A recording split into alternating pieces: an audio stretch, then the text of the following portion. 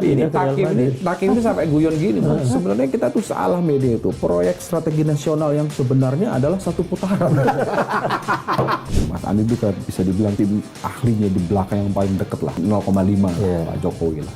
Itu alasan Jokowi itu serius, bener nggak sih, otentik nggak sih memang untuk kepentingan bangsa? Atau Pak Jokowi itu memang nggak bisa jauh-jauh dari Ganjar karena kedekatannya memang dengan apa yang akan dilakukan Pak Jokowi kalau Gibran menang itu mudah. Pertanyaan paling susah adalah apa yang akan dilakukan Pak Jokowi kalau Gibran kalah. Di titik pertemanan memang terasa lebih natural sekarang antara 01 dengan 03. Ya, itu kelihatan lah kalau saya berada di 3 debat gitu. 01 kan perubahan, jadi cenderung akhirnya nabrak pemerintah. Ya 02 berkelanjutan. Ya sementara kan kami memperbaiki. Ya untuk memperbaiki sesuatu kan kami harus menemukan yang rusak apa. Ya.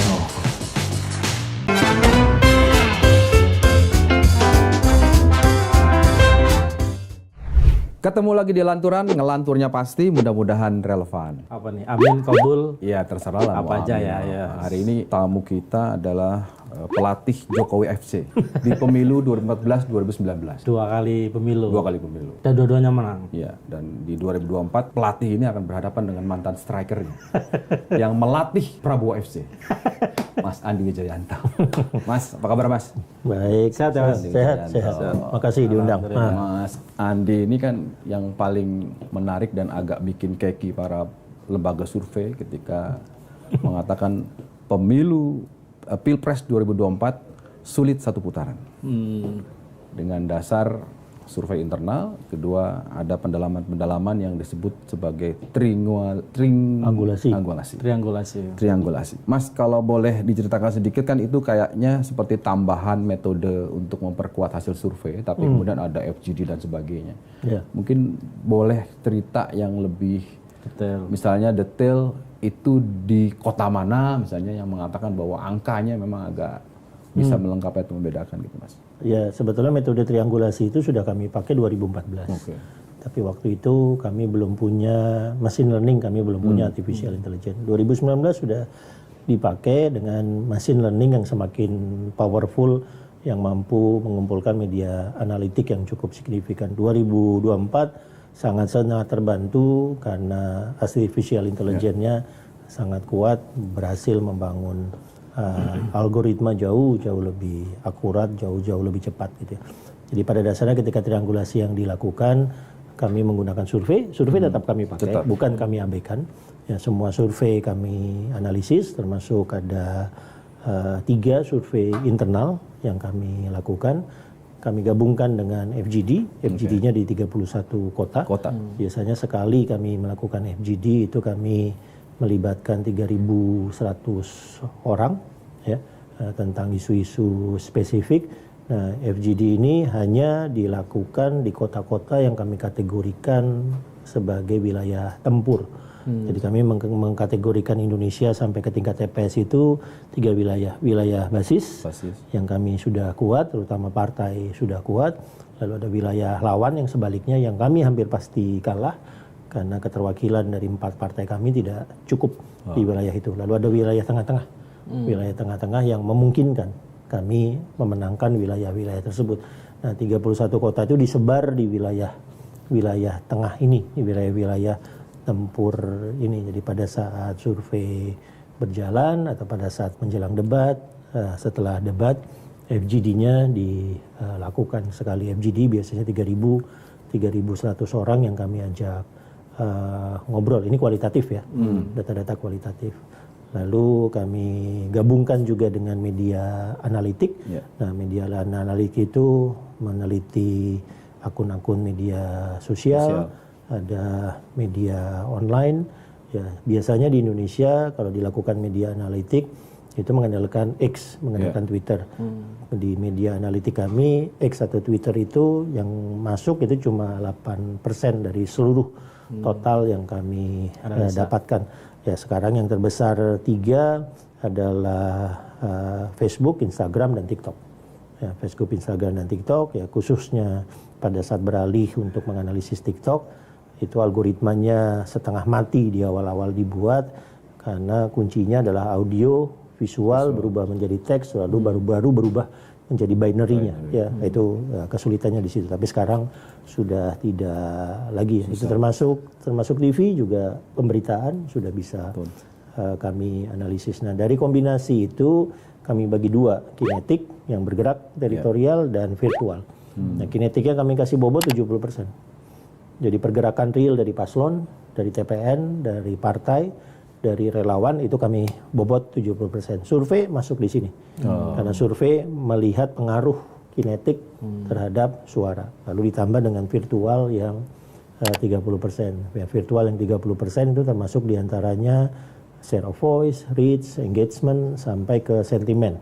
Ya, net sentimen positif atau negatif. Semua itu kami gabungkan, hasilnya data triangulasi yang data utama sebagai basis kami tanggal 28 Desember, 1 bulan setelah kampanye. Lalu kami buat rentang itu, rentang 03, rentang terendahnya ada di angka 34%. 34%. Itu rentang terendah, ya. Sementara rentang tertingginya 41%. Nah, jadi kemungkinan 03 itu prediksi kami berdasarkan hasil triangulasi 28 Desember akan 37-38%. Nah, karena 03 diprediksikan dari data kami 37 sampai 38%, ya hampir pasti Pilpres berlangsung 2 putaran. 2 putaran. Tidak mungkin satu putaran ya. Tidak mungkin 1 putaran berdasarkan triangulasi.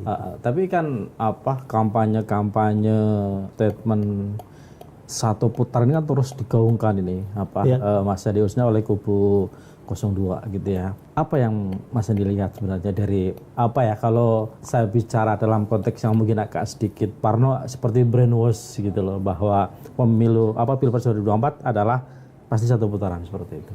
Ya teknik itu dikenal sebagai bandwagon effect. Bandwagon effect untuk membuat pemilih cenderung bergerak kepada yang hampir pasti menang gitu ya. Ya kayak orang taruhan siapa juara Liga Inggris gitu loh.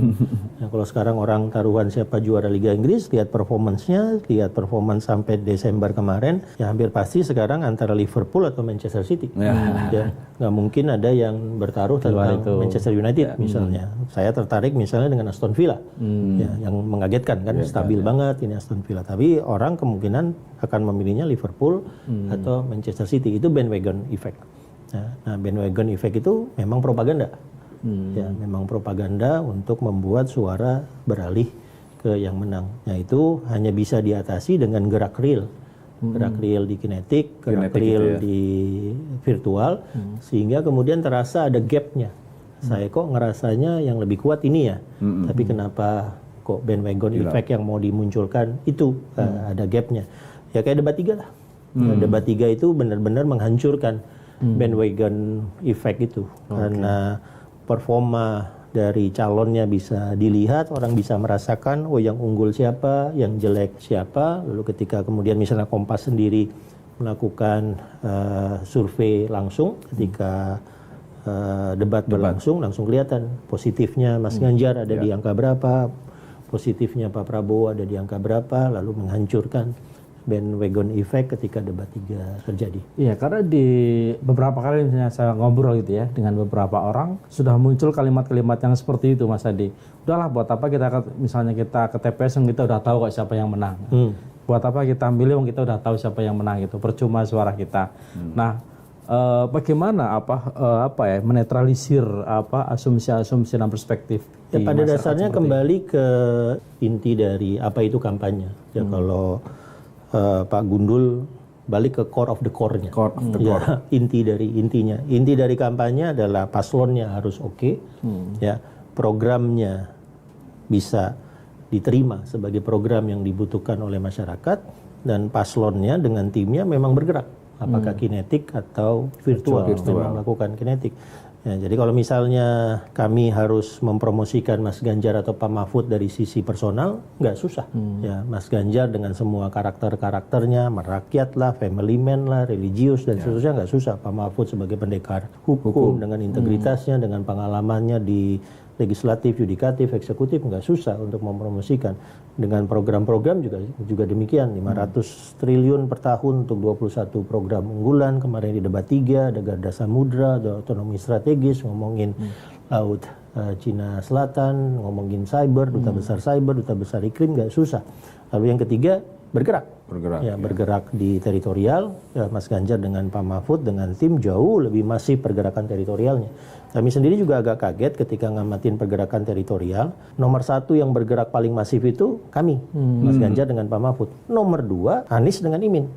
Nomor 3 baru Prabowo Gibran. Prabowo Gibran malah nyaris tidak bergerak. Pernah memilih kampanye Sabtu Minggu kan? Dari awal. Ya, memang cenderung tidak bergerak dan pergerakan masif di seluruh Jawa ya adanya di 01 dengan 03. Ya, 02 cenderung tidak bergerak. Ya permainan. Atau 02 mungkin sudah bergerak tapi lewat yang lain. lewat pelatihnya. Senin sampai Jumat pelatihnya. Ya.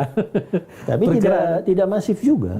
Tidak masif. Kami kan bisa ngelihat titik-titiknya di mana, di Purworejo, di Cilacap, di Tegal, bisa Itu pun ngelihat. juga hampir sama ya titik kunjungannya dengan Mas Ganjar di Jawa Tengah.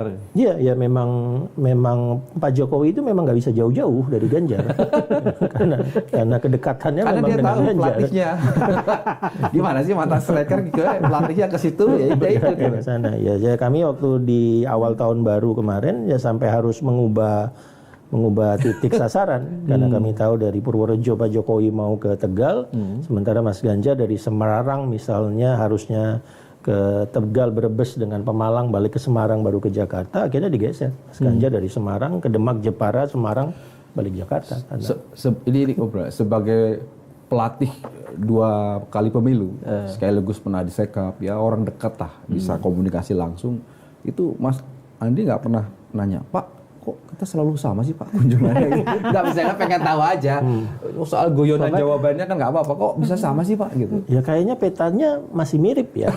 Ya kalau datanya masih sama, petanya masih sama, ya kemungkinan juga algoritma medianya masih sama, ya wajar kalau kemudian pergerakannya tampak mepet-mepet. Jadi kalau langsung sudah tahu, misalnya ya mestinya saya dengan timnya Pak Jokowi langsung tahu, ya sudah, kalau misalnya di Sumatera kita fokusnya ke wilayah mana saja, nah, di Jawa Barat fokusnya ke wilayah mana saja, ya karena ya dasar petanya sama kok. Buku dasar strateginya sama gitu. Iya ya. Nah, atau gini Mas Andi, karena bener nggak? Karena tahun 2019 itu kan kalau tidak salah Pak Jokowi menang 70% di Jawa Tengah ya.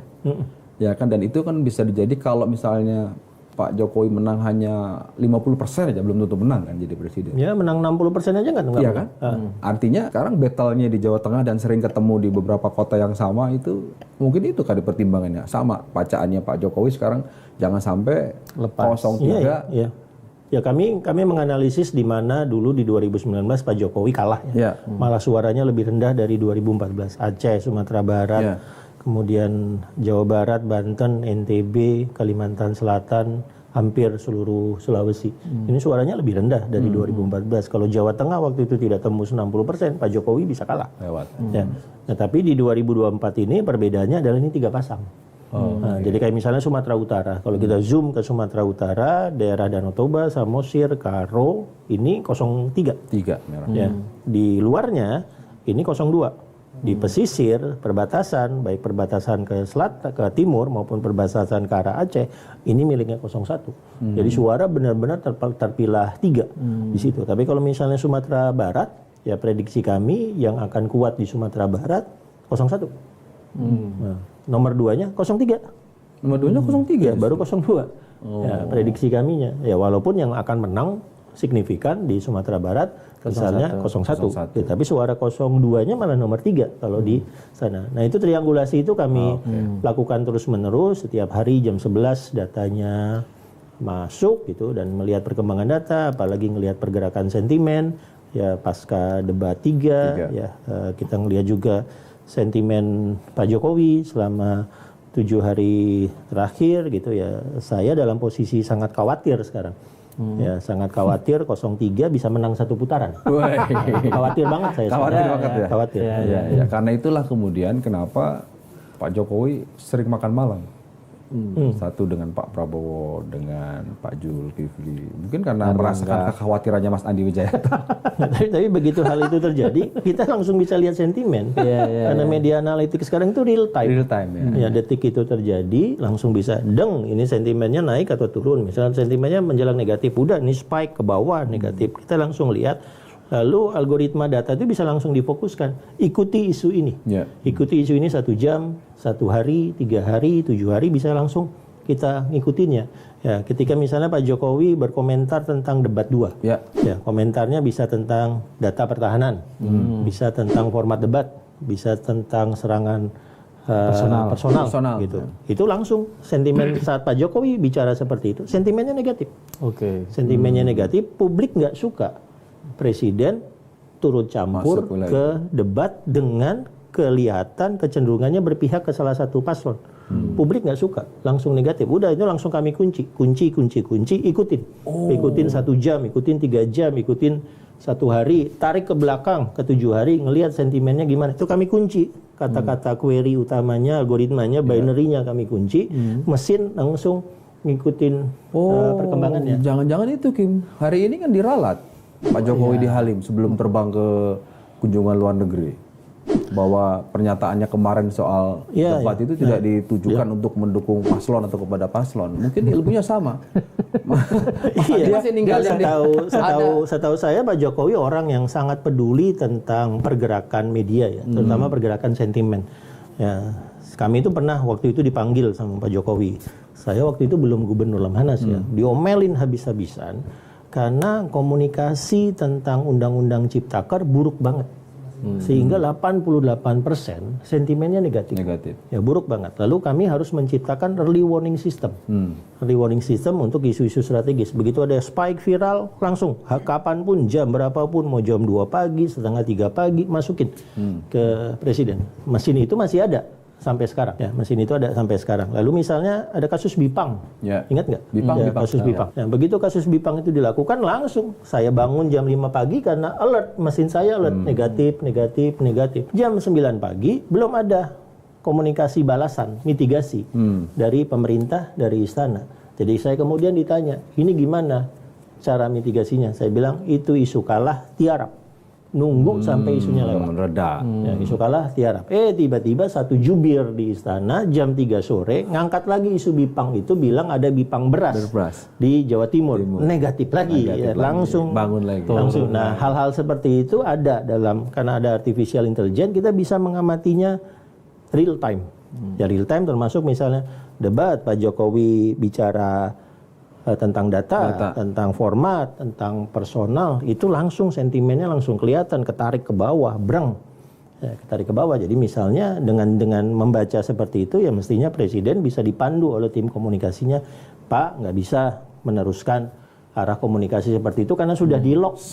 Iya, pertanyaannya setelah Mas Andi pindah klub, siapa di sana? Di sana kan masih banyak, masih ada Kominfo lah, masih ada BSSN lah. Tapi seandainya nih Pak Jokowi dalam konteks ini, karena sebagai mantan strikernya kan bertanya ke pelatih kan, Mas Andi ini gimana, ini kok makin turun terus? Mas Andi menjawab, ya kan misalnya Mas Andi menjawab atau ini kan hubungannya nggak cuma setahun 2 tahun. Yang kami tangkap itu, kami tangkap itu, publik berharap Presiden netral.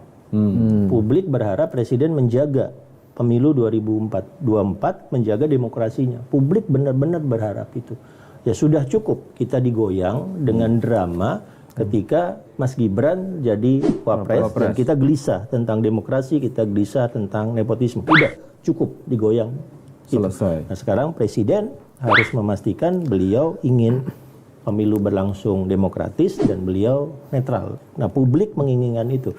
Begitu Presidennya tiba-tiba geser menunjukkan keberpihakan, begitu Presidennya tiba-tiba bergerak teritorial, ya seolah-olah membututi pasangan kami, begitu Presidennya tiba-tiba membuat satu kebijakan-kebijakan pemerintah yang berasal dari uang pajak dibaca terkait dengan keuntungan paslon tertentu, reaksi publik itu negatif ya. Dan mesinnya benar-benar bisa menunjukkan bergerak ke bawah, bergerak ke bawah gitu.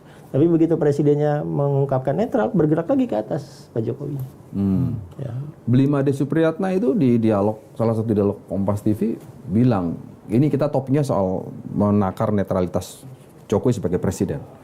Dia sampai bilang begini, sudahlah daripada terselubung begini terang-terangan aja Pak Jokowi declare gitu, saya ada di sini, kemudian resikonya ditanggung sendiri gitu. Tapi kan hari ini kita baru berkesimpulan, oh ternyata betul dikerjakan. Sore ini diralat bahwa tidak ditujukan untuk pasangan tertentu gitu. Bahwa itu miskin gagasan, debat ketiga Diralat dan setelah ada sentimen negatif. Iya. Jadi betul. Ini mengkonfirmasi Mas Andi gitu. Makanya tadi kan saya tanya, bukan tidak mungkin Jokowi akan bertanya ke mantan pelatihnya ini gimana gitu. Mas Andi, setelah mundur dari Lemhanas, Gubernur Lemhanas, ada komunikasi dengan Presiden Jokowi?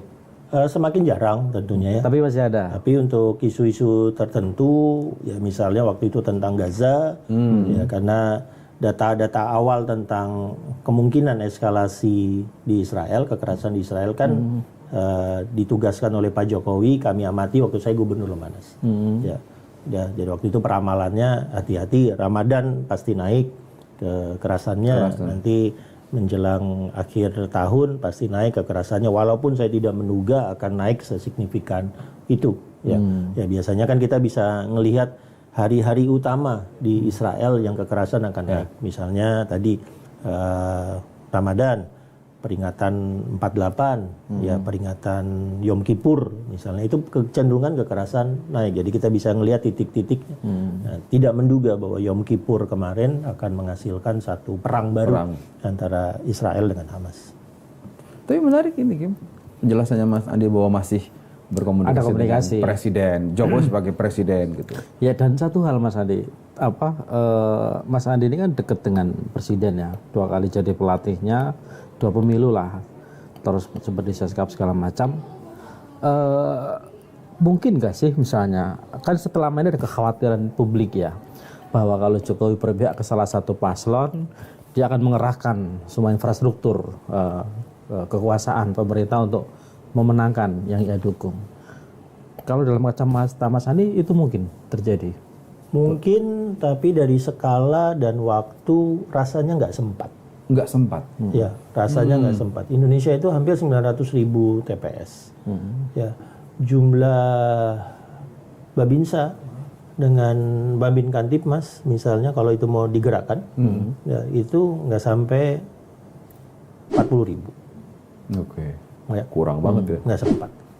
Kalau mau mencapai 900.000 itu seluruh TNI, seluruh Polri harus digerakkan, termasuk bintang 4-nya.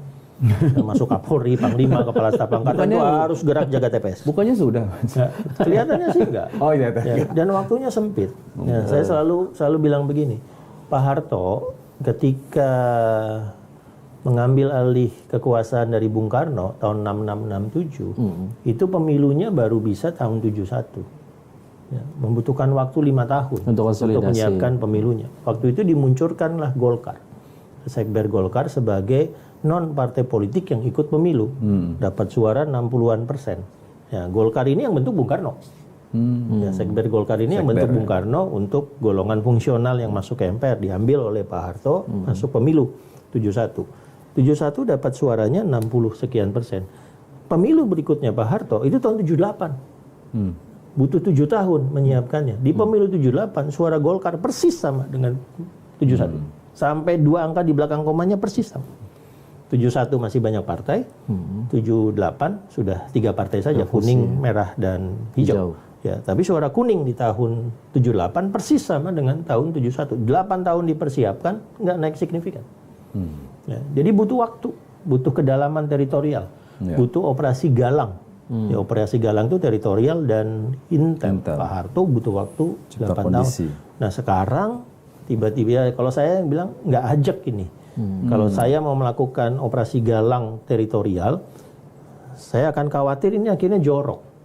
Dalam artian Panglimanya baru, Kepala Staf Angkatan baru, mereka belum selesai melakukan konsolidasinya. Ya, Kapolri memang lama, tapi begitu dekat-dekat pemilu, tiba-tiba dalam satu surat telegram mengganti hampir 600 bawah, nggak sempat melakukan konsolidasinya. Kalau ini dipaksakan, jorok. Atau ya, lalu akhirnya lubang-lubangnya kelihatan di sana, kelihatan di sini, dan di era sekarang cenderung tidak berlangsung masif ya. Masif, ya. Atau jangan-jangan penggantian itu bagian dari konsolidasi itu, Mas?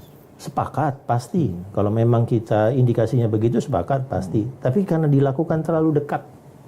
Waktunya, dekat dengan waktunya 14 tidak Februari, memadai. ya, apalagi ada, kalau polisi pasti konsentrasi pengamanan Natal, pengamanan Tahun Baru. Natal, Tahun Baru selalu bulan-bulan yang riskan untuk teroris misalnya. Ya pasti ada tugas-tugas utama yang harus dilakukan ya, secara lebih prioritas. Ya makanya prioritas ya. Nah itu yang membuat jangan dibuat aparat itu geser kiri, geser kanan, ya karena tadi mereka nggak bisa melakukan ini dan memang tidak boleh ya, melakukan. Tapi sebagai presiden ya, yang kita sebetulnya kan awal kan harapannya kelompok yang memang masih berharap ada demokrasi di Indonesia itu kan sudahlah presiden ini jangan buru-buru mengajukan siapapun jagoannya ketika dia masih menjabat gitu kan, karena kan abuse of power itu yang dikhawatirkan, itu kan musuhnya demokrasi. Yeah. Tapi kan sekarang kita sudah bicara lagi nggak bisa menganalisa, memang sudah terjadi kan, sudah terjadi anaknya, bahasa gampangnya di bawah kan, mana ada sih bapak yang nggak mau belain anaknya gitu. Yeah. Nah hari ini kan makin kentara gitu, makin kentara, bahkan kemarin sebelum diralat hari ini kalau boleh disebut meralat, kan semua orang kaget-kaget, aduh ngapain sih sampai masuk ke wilayah debat, dan itu tonnya jelas membela, meskipun hari ini diralat ya gitu. Tapi kan ini sudah terlanjur basah. Nah, saya justru melihatnya kalau sudah terlanjur basah, biasanya kan orang nggak ada matahari, sekalian aja nyelem gitu, udah basah gitu kan. Nah, gimana nih 03 menghadapi, karena satu ada faktor berharap kepada mesin partai PD Perjuangan. Pak Jokowi besok pasti tidak hadir di ulang tahun PD Perjuangan. Itu akan diartikan oleh grassroots PD Perjuangan, ya memang bukan lagi bagian dari PD Perjuangan. Sudah nggak perlu lagi didiskusikan, nggak perlu lagi digosipkan, benar nggak sih gitu. Itu terang benderang. Nah, berikutnya kan masih ada waktu sampai tanggal 14. Nah, karena faktor mesin partai itu kenapa Pak Jokowi turun? Kenapa rasanya partai pendukung ini, tebakan saya, itu nggak fokus ke Pilpres gitu, fokus ke pileg masing-masing. Nah, sementara di kubunya 03 kan hanya ada PD Perjuangan. Saya tidak mengecilkan P3 dan Perindo, tapi paling tidak satu jaringan saksi itu masih dibilang paling kuat PD Perjuangan dan saingannya PKS gitu. Gimana Mas berikutnya Mas, langkah yang paling dekat gitu, dengan sudah kita kondisikan PDIP dan 03 tanpa Jokowi, bahkan berhadap-hadapan dengan Jokowi setelah tanggal 10 Januari. Ya strategi utamanya sebetulnya ngelihat aja dengan surat suara ya. Surat suara itu yang dipilih Anies, Prabowo, dan Ganjar. Nggak ada Jokowi. Nggak ada Jokowi. Di situ. Okay. Ya, Jokowi efek langsung disampingkan. Ya langsung aja. Jadi Mas, kalau kami ngelihat datanya, ya di awal-awal memang Mas Ganjar dengan Jokowi itu selalu saling dikaitkan, saling diasosiasi. Ya. Mau melanjutkan, mau nabrak sekalian diasosiasi. Tapi terutama data 2 minggu terakhir, ya seminggu terakhir makin kelihatan datanya, apalagi setelah debat, Mas Ganjar itu sentimen di medianya udah lepas sama sekali dengan Jokowi. Ya, jadi misalnya setelah debat 3 ya, setelah debat 3 Mas Ganjar di debat 3 sentimen positifnya tinggi banget. Lanjut, ya ke hari Seninnya lanjut sentimen positifnya. Kami ngelihat jam per jam sentimen positifnya tinggi. Pada saat Pak Jokowi mengeluarkan pernyataan yang terkait dengan debat 3, normalnya pernyataan Pak Jokowi itu yang positif akan membuat Mas Ganjar ke bawah. Ya. Ini enggak. Jokowinya yang negatif, Mas Ganjarnya tetap leading. Ya, tetap leading. Ketika kemudian Mas Ganjar juga ikut ngomentarin tentang data pertahanan, misalnya Mas Ganjarnya positif. Ya, Pak Jokowinya yang negatif. Nah, saya tahu Pak Jokowi itu orang yang sangat sensitif tentang sentimen di media dan sangat memperhatikan data keras. Ya, beliau orang rasional kok. Ya, beliau tidak mau bergerak kalau tidak ada data di depannya. Ya, beliau orang-orang yang rasional dan saya asumsikan data ini masuk ya ke presiden sehingga presiden kemudian melakukan kalkulasi politik jangka pendeknya untuk 3 hari ini gimana. Ya pasti besok tekanannya adalah ke presiden adalah kenapa sebagai kader nggak hadir ulang tahun. Ya kan?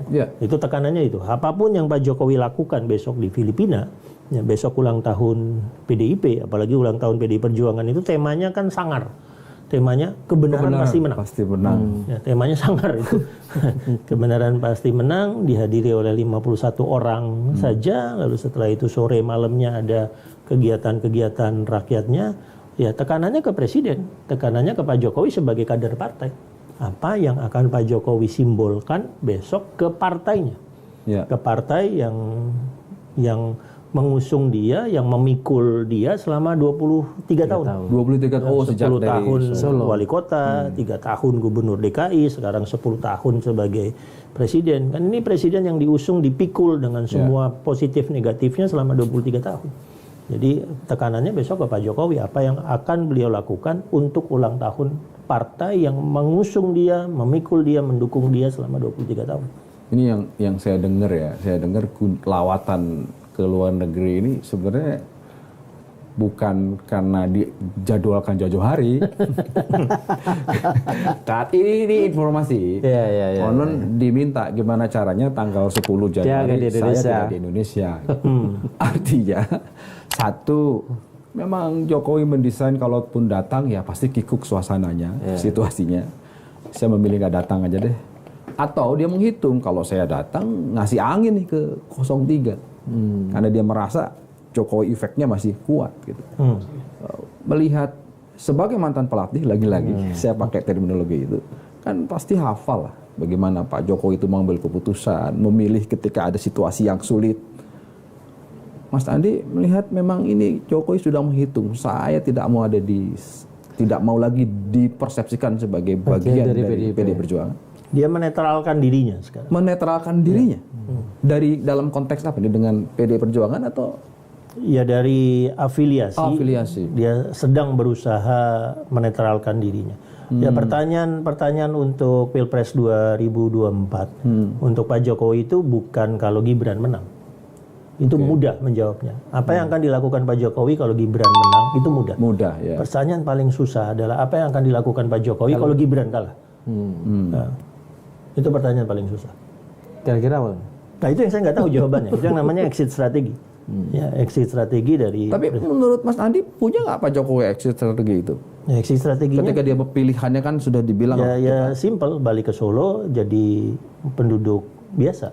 Ya, nah supaya bisa biasa, Pak Jokowinya nggak boleh ekstrim. Di Pilpres 2024 Harusnya. ya harus netral, Biasa aja gitu ya. Ya supaya nanti orang kemudian Pak Jokowi makasih ya sudah ada infrastruktur, Pak Jokowi makasih ya sudah ada kartu-kartu, Pak Jokowi makasih ya karena Pak Jokowi program IKN sekarang bisa diteruskan menjadi kota baru, kota digital dan seterusnya. Orang berterima kasih ke Pak Jokowi karena Pak Jokowinya netral. Ya, tapi begitu nanti Pak Jokowinya tidak bisa menunjukkan kenetralan, Gibran kalah. Ya saya nggak tahu exit strateginya Tapi seperti apa mungkin ya sudah melakukan segala macam, bahkan sudah melawan arus lah Pak Jokowi ini, diberi masukan. Ya saya berharapnya jangan sampai kayak Figo gitu loh. Dari Barcelona pindah ke Real Madrid gitu. Nanti malah repot itu loh. Ini bahaya. Figo gitu loh. Barcelona pindah ke Real Madrid. Takim ini sampai guyon gini, Mas. Sebenarnya kita tuh salah media itu. Proyek strategi nasional yang sebenarnya adalah satu putaran. Setelah dipikir-pikir ya begitu juga. Begitu juga. Takim ini ngaco ini, bukan Kim, itu proses ini soal infrastruktur. Tapi dibilang bukan mas satu putaran katanya. Nah sementara Mas Andi dengan analisanya mengatakan tidak mungkin satu putaran. Bahkan takut khawatir saya. Ya khawatir satu putarannya kejadian, tapi 03 yang satu putaran. Khawatir saya sekarang. Tapi jadi kalau Mas Andi sendiri melihat kalaupun katakanlah terjadi dalam tanda kutip gitu ya, pengerahan aparatur negara misalnya atau kecurangan dalam bentuk apapun. Kok kalau sudah terjadi, Kip? Udah ya? Soal persentase aja. Sudah terjadi. Ya sama sih positive thinking Mas Husnudon. Itu kalaupun itu terjadi itu kemungkinannya kecil untuk bisa mengakumulasi suara dalam jumlah yang sangat besar seperti itu. Untuk apa ya yang tadi saya bilang misalnya mengaitkan dengan brainwash tadi misalnya bahwa pemilu ini Pilpres ini hanya satu putaran. Artinya ketika apapun dilakukan untuk bisa satu putaran dan itu terjadi itu dianggap sebagai sesuatu yang biasa. Sesuatu yang secara sistem sangat-sangat berat untuk dilakukan. Berat ya. Ya, dulu Orde Baru, ada dwi fungsi, ada kekaryaan, ada sospol, ABRI bagian dari Golkar, ya itu, dan itu membutuhkan waktu tahunan ya untuk melakukannya. Nah, ya saya tentara, ya jadi saya mendengar langsung ayah saya gimana dulu membalik suara di Karisidenan Madiun. Madiun itu sampai tahun 87 yang menang selalu P3. Dan membutuhkan waktu sekian tahun untuk membuat P3 di pemilu 87 menjadi Golkar di situ. Membutuhkan waktu tahunan dengan infrastruktur sosial politik ABRI yang kemudian nempel ke Golkar yang sudah rapi. Ya. Nah, sekarang doktrinnya tidak ada, strukturnya tidak ada, orang-orang jagoan sosial politiknya juga sudah nyaris nggak ada. Jadi akhirnya kekhawatiran saya jadi jorok. Jadi jorok kelihatan. Lah ini yang masang baliho siapa? Yang bongkar baliho siapa? Yang intimidasi siapa? Yang manggil orang ini ke reskrim karena kayak itu kan kelihatan joroknya. Udah kelihatan kayak ini kelihatan bukan joroknya. kalau lagi. Sudah. Belum tentu juga itu instruksi dari presiden, belum tentu juga. Tapi ya ada juga kemungkinan, ya inilah prosesnya. Tapi ini ngomong-ngomong kan dulu Mas Andi juga kan sempat, ya artinya di 2009 menjadi pelatih Pak Jokowi ketika Pak Jokowi menjadi juara Liga Champion lah, gitu kan. Incumbent gitu kan. Pakai infrastruktur keamanan negara, pakai polisi itu sama juga. Oh enggak, waktu 2019 kan itu kesempatan. Ya. Ya, kesempatan menggunakan infrastruktur ya. Tapi tidak kami gunakan. Jadi normalnya gini deh. Kalau kami benar-benar menggunakan infrastruktur, kenapa kayak Aceh, Sumatera Barat, Jawa Barat, Banten, NTB, Sulawesi, Kalimantan Selatan Lepas. kalahnya telak. Ya, di Sumatera Barat tuh nyaris nggak dikasih suara tuh. Di Sumatera Barat. Padahal wakil presidennya Maruf Amin yang mestinya mengusung suara dari kantong-kantong hijau itu, tapi nggak kejadian. Ya, saya itu ingat waktu itu pernah kami rapat berlima, ada Pak Jokowi, Pak Luhut, saya, Pak Hadi, Pak Tito, dan Mas Andika. Mas Andika waktu itu baru 3 bulan sebagai kasat.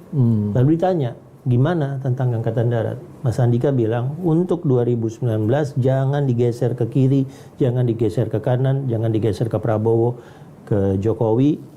Karena saya baru 3 bulan, saya benar-benar harus memastikan mereka netral. Itu Mas Andika.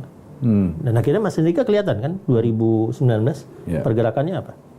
Ya, nggak ada, karena memang memastikan TNI Angkatan Daratnya netral. Walaupun Mas Andika itu ya pas Pampres, Pangdam, Pangkostrat, Kasat, yang karirnya benar-benar dengan Jokowi dan sangat dekat dengan Jokowi, tapi tetap aja pilihannya adalah menetralkan ya Angkatan Darat. Angkatan Darat netral. Pak Polisi silakan. Nah, tapi itu beda karakter, beda logika ya. Beda karakter, beda Ada logika. Pak Tito gitu kan ya? Iya, doktrin itu kalau di fungsi sospol itu ya punyanya Angkatan Darat. Angkatan Darat ya. Ya. Dan saya Karena kan kalau kami wartawan kan dengarnya 2019 baju coklat ini yang kerja bener gitu untuk memenangkan Pak Jokowi gitu loh. Bener Mas, apanya? bener itu. Ada yang titik-titik yang bisa kita lihat gitu ya, tapi tidak akan bisa menghasilkan satu mesin yang masif yang kemudian membawa suara. Ya kalau itu ya saya bergerak dengan Mas Ganjar dengan Pak Mahfud ya ke mana-mana. Jadi bisa langsung ngelihat kok reaksi di masyarakat. Waktu misalnya saya dengan Pak Mahfud saja ke Padang ya, wilayah yang berat kan kalau untuk kami itu kan wilayah berat Padang itu. Begitu masuk ke sana, ke 3 universitas, lalu makan dengan tokoh masyarakat, terus berkunjung ke nelayan dan seterusnya, langsung melakukan analisis di simpul-simpul partai, relawan. Lalu kesimpulannya langsung, yang menang 01 nih di Sumatera Barat.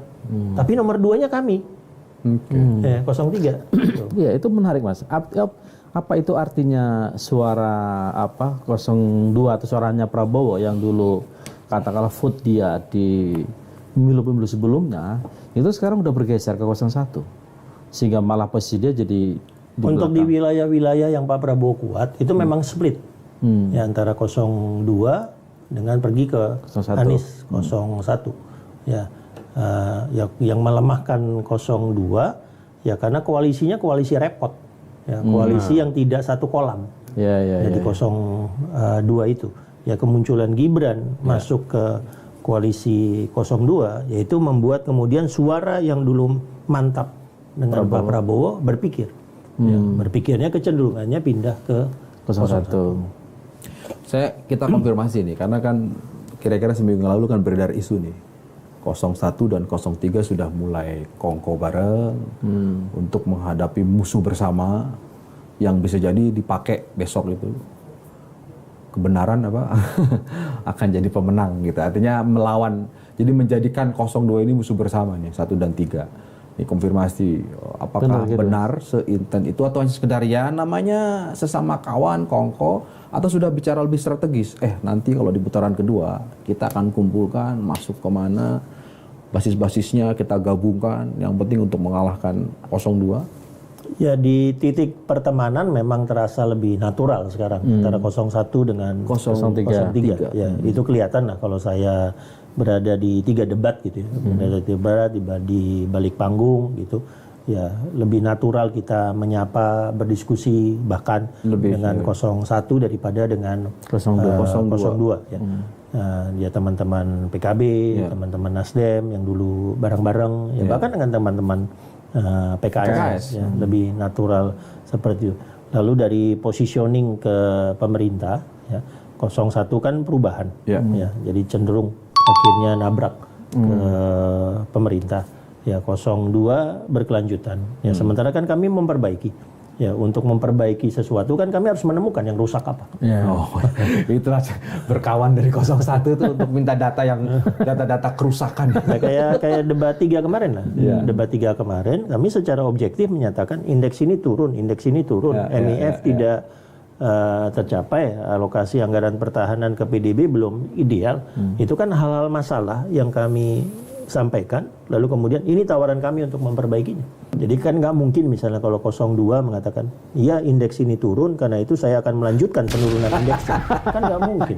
MIF tidak tercapai, saya akan meneruskan, melanjutkan penurunannya. Kan nggak mungkin. Artinya kalau tadi 1 sama 3 kan bisa ketemu lah chemistry-nya. Kalau sama 02 ketemu kenapa? Karena faktor Prabowo-nya atau karena masih belum siap, belum terima dengan perubahan sikap Pak Jokowi yang... Sebetulnya tidak juga, tapi begitu akhirnya kami fokus untuk mencari hal-hal yang perlu diperbaiki, yang perlu dipercepat di masa Pak Jokowi ini, lalu 02 itu defensif.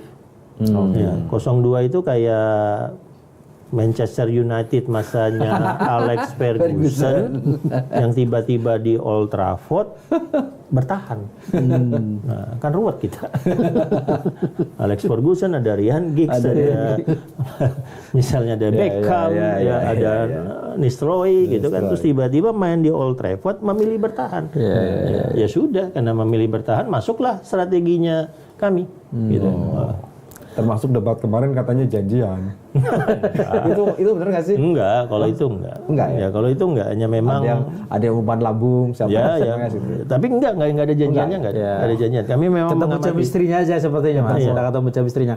Tapi Mas Andi, apakah sudah ada pembicaraan misalnya lebih strategis misalnya ketika sama-sama sepakat ini sudah nggak mungkin 1 putaran, 2 putaran, dan siapapun yang akan maju atau lolos di putaran kedua itu yang akan didukung misalnya sama-sama. Belum ada. Sampai ke situ ya. Ya, sekarang kami masih fokus untuk minimal maju putaran 2, masih fokus di partai-partai, ya 4 partai yang mengusung Mas Ganjar, semuanya kalau bisa lolos ke parlemen. Jadi PDI Perjuangan targetnya berapa, P3 targetnya berapa, Perindo dan Hanura targetnya berapa, terus kemudian mensinergikan supaya nggak benturan.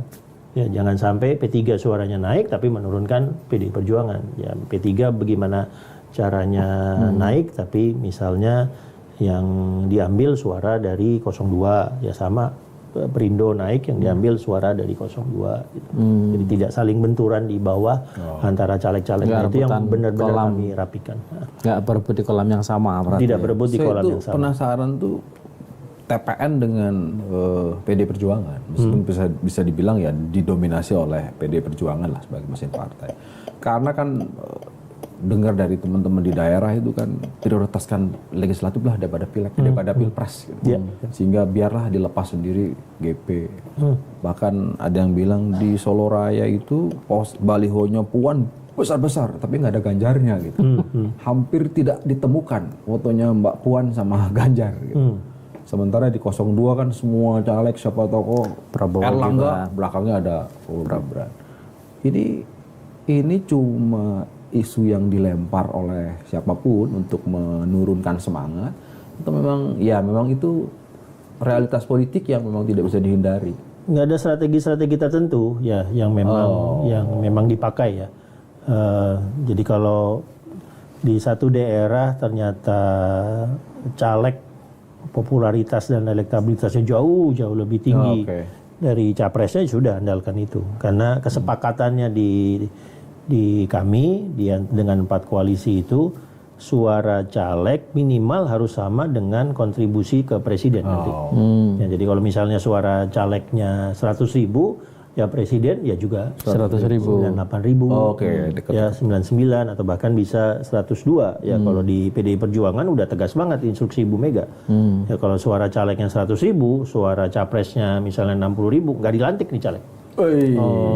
Masuk ke Senayan nggak dilantik. Ya harus sama-sama memperjuangkan antara caleg dengan capres. Dan sudah ada surat resmi dari tanda tangan Ibu Mega tentang itu. Dan itu menjadi salah satu yang membuat Mas Andi yakin lah bahwa Ganjar masih melawan ya, nggak seperti kalau hasil survei kan gapnya jauh gitu kan. Ya kita dapat feel-nya ya ketika ke bawah, terus setiap hari selalu ada aplikasi yang dibuat baik oleh partai maupun relawan gitu, yang kemudian menangkap setiap hari kami lihat bagaimana pergerakan suara gitu ya. Jadi misalnya hari ini saya ngelihat Mbak Atikoh ke Lampung. Begitu, wah luar biasa teman-teman perempuan, ibu-ibu yang ada di Lampung itu nanggap Mbak Atikoh.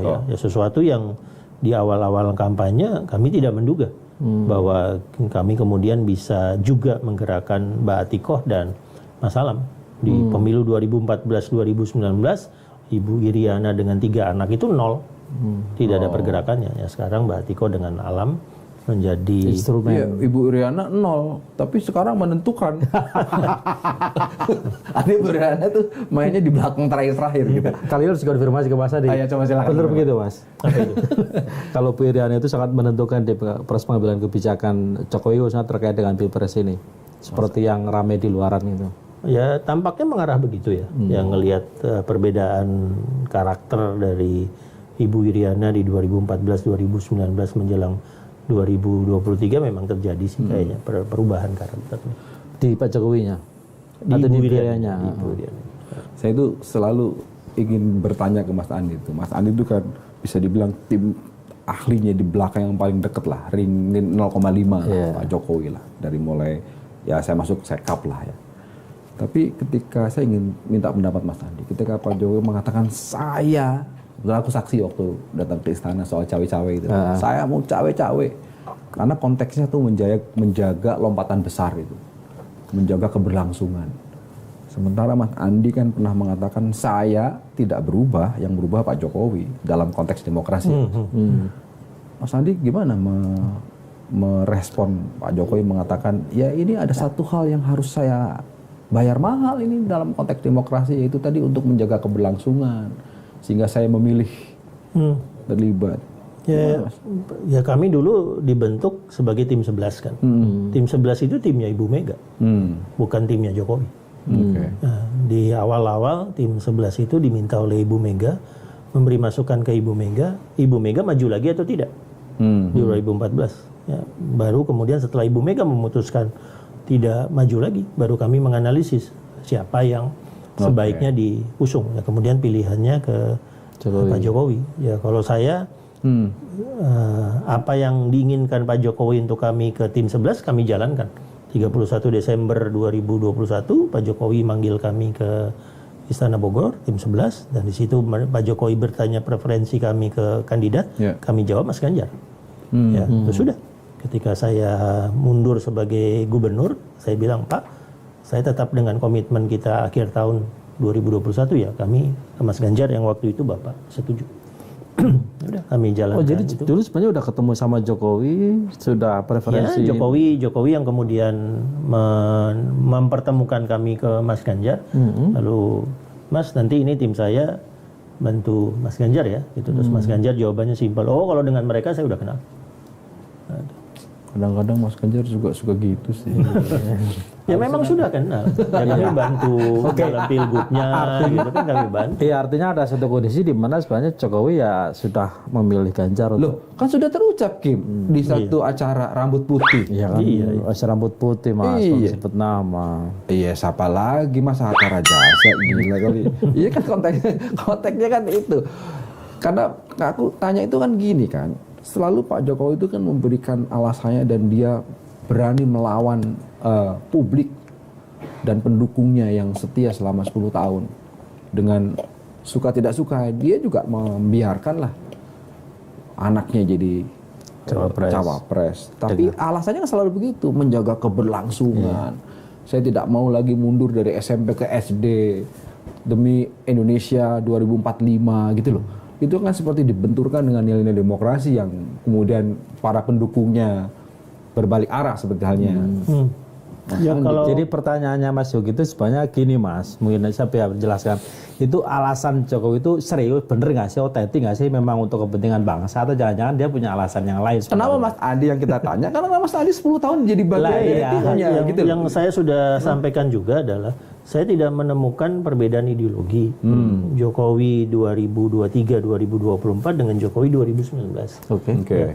Saya juga tidak menemukan terjadi pergeseran program kerja oleh Pak Jokowi. Ya, kalau misalnya dikatakan infrastruktur ya kami kok yang dulu mengusulkan di Nawacita, misalnya kartu-kartu ya kami juga yang mengusulkan itu.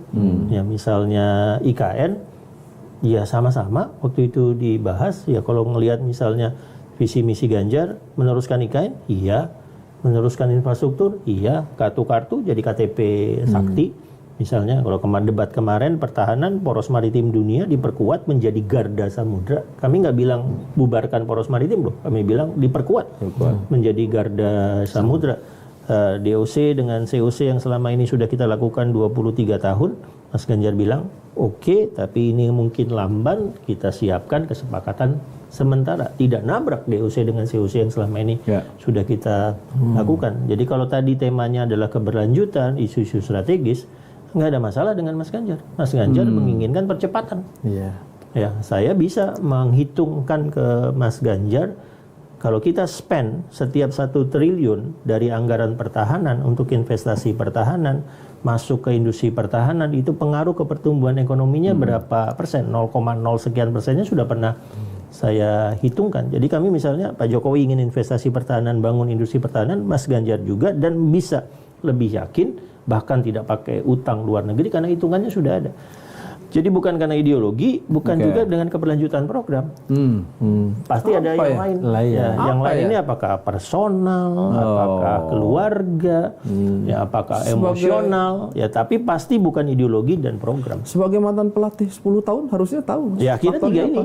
Ya personal, keluarga, emosional. Jawabannya ada di situ. Jadi bukan alasan yang muncul di publik gitu ya. Soal ya kalau saya selama ini mengatakan apa yang membedakan posisi kami Mas Ganjar, PD Perjuangan, misalnya saya gitu dengan Pak Jokowi. Jawaban saya cuma satu, demokrasi. Itu aja yang membedakan posisi saya dengan Pak Jokowi, itu tentang demokrasi. Kalau Mas Andi misalnya, ya situasi kan kita bisa dibilang 35 hari lagi kan panjang lah ya. Tiba-tiba ada satu situasi yang memang presiden karena merasa saya harus mengajak diskusi seorang Andi Wijayanto misalnya. Sudahlah kita duduk supaya saya kemungkinan gimana caranya tolong pikirkan kalau toh saya kembali tiba-tiba dengan Mas Ganjar itu kira-kira saya nggak terlalu dipermalukan, itu apa Mas Andi akan sampaikan, Mas? Saya cenderung akan menjawab sebaiknya kita ketemu setelah 14 Februari, nanti setelah 15 Februari setelah saya sempat tidur. Gitu. Lalu kalau mau mengusung Mas Ganjar, deklarasi saja. Oh gitu. Nggak usah. Jadi nggak nggak akan ketemu dulu. Kenapa? Lebih menghargai TPN ya supaya. Iya. Oh, Ya, dipikirnya. kita sudah tahu gerakan kita yang harus dilakukan apa. Kami benar-benar harus fokus untuk 14 Februari. Jadi hal-hal yang tidak berkaitan dengan 14 Februari kita bicarakan tanggal 15 Februari. Oke. Artinya kalau sederhananya gini Mas, nggak akan mau diajak ketemuan Jokowi sebelum 14 Februari kan gitu. Oh gitu. Kalau emang Jokowi mau dukung Ganjar ya udah declare aja, nggak usah ketemu-ketemuan gitu loh. Declare aja langsung. Declare aja langsung. Loh, tapi kan bagaimanapun kan tetap harus ada penghubung gitu yang memang secara chemistry sudah ketemu, udah nyaman. Kira-kira kan pasti Mas Andi salah satunya yang diajak bicara. Gimana ya kalau saya mau ketemu gitu supaya suasananya gitu. Itu bersama siapa maksudnya? Ya, Ya kalau chemistry-nya mengarah ke Mas Ganjar tidak perlu ada yang dilakukan. Oh, nggak perlu? Nggak perlu. Ya Langsung? sudah. Ya sampaikan saja, nggak perlu. Tapi mungkin nggak itu Mas? Hah? Mungkin nggak itu? Ya lagi-lagi Pak Jokowi itu orang yang sensitif terhadap media sosial, sensitif dengan data. Nah, beliau pasti melihat data hari ke hari seperti kami melihat data hari ke hari. oke. Kalau mau menyampaikan pesan ke Pak Jokowi, apa kira-kira Mas Andi menyampaikan dalam konteks menjaga Indonesia, menjaga nama baik seorang Joko Widodo Dan yang memang demokrasi. juga lahir bersamaan dengan Mas Andi dari mulai 2014. Itu apa kira-kira mau menyampaikan? Masih ada 35 hari lah kira-kira menjelang 14 Februari. Ya pada dasarnya kembalikan karakter pemilu yang demokratis. Nah, itu. Dengan menjaga. Ya Pak Jokowi yang lahir dari proses reformasi, yang kemudian bisa menjadi wali kota, gubernur, dan presiden karena proses pemilu yang demokratis, ya kembalikan jalur pemilu yang demokratis. Pastikan jalur pemilu demokratis terjadi di 14 Februari 2024. Masih boleh berharap ya ke Pak Jokowi soal itu? Sangat-sangat berharap dan yakin sebetulnya beliau mampu melakukan itu. Oke. Ketemu lagi di Lanturan minggu depan. Terima kasih. Terima kasih. Mas.